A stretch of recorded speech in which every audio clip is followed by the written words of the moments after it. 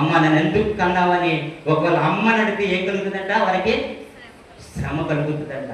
నాన్న నన్ను ఎందుకు ఇలా కన్నావని ఒకవేళ తండ్రిని అడిగితే ఏం కలుగుతుందంట? శ్రమ కలుగుతుందంట. తండ్రి నేను ఎందుకు ఈ భూమి మీదకి పంపించావు, ఇలా ఈ ఆకారంతో పంపించావని ఒకవేళ అడిగితే దేవుని కూడా దానికి కూడా ఏం కలుగుతుందంట? శ్రమ కలుగుతుందంట. అర్థమవుతుందా? మరి సమస్తం మళ్ళీ భూమి మీదకి పంపించిన ఆ దేవాది దేవునికి ఏం చేయాలి? లోబడాలి.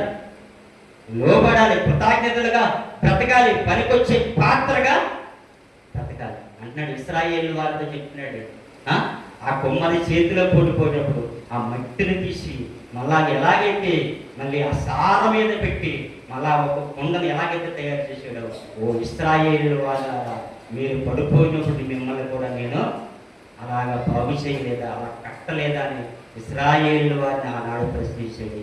ఈనాడు దేవుడు నిన్ను నన్ను ప్రశ్నిస్తున్నాడు.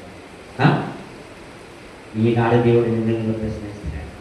పడిపోయిన జీవితాలు లేపలేదా? ఆయన అనుకుంటేనే బ్రతుకుతున్నామండి. ఆయన అనుకుంటేనే జీవితాన్ని జీవిస్తున్నాం తప్ప మన సొంతం కానే అది. 2:25 ఉంది, ఆయన సెలవు లేక భోజనం చేసి సంతోషించుట మానవుడు అన్నవాడు ఎవ్వడికి ఏం లేదంట, సాధ్యం కాదంట. ఆయన యొక్క సెలవును బట్టి తింటున్నాం, బ్రతుకుతున్నాం, కుటుంబాన్ని పెట్టుకుంటున్నాం, పిల్లలు పోషించుకుంటున్నాం, ఆ జీవితాల ముందు కొనసాగుతున్నాయి. ఇది ఎదిగిన వాడిగా కృతజ్ఞత కలిగి మరి ఆయనకు వాడబడే పాత్రగా మనం అందరూ ఉండాలని ప్రభు బిడ్డ మనసు చేస్తూ ఈ కొద్ది మాటలు ముగిస్తున్నాను.